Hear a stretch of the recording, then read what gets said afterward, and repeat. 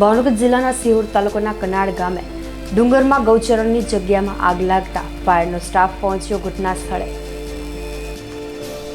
ભાવનગર જિલ્લાના સિહોર તાલુકાના કનાડ ગામે આવેલ ગૌચરણ ડુંગરાળ પ્રદેશમાં સૂકા ઘાસમાં આગ લાગતા આ આગની જાણ સ્થાનિકોને થતા સ્થાનિકો દ્વારા સિહોર નગરપાલિકાના ફાયર વિભાગને જાણ કરાઈ હતી। આ અંગેની જાણ ફાયર વિભાગને થતાની સાથે જ ફાયર વિભાગનો કાફલો ઘટના સ્થળે પહોંચીને તાત્કાલિક પાણી છાંટવાનું શરૂ કરી આગ પર કાબુ મેળવ્યો હતો।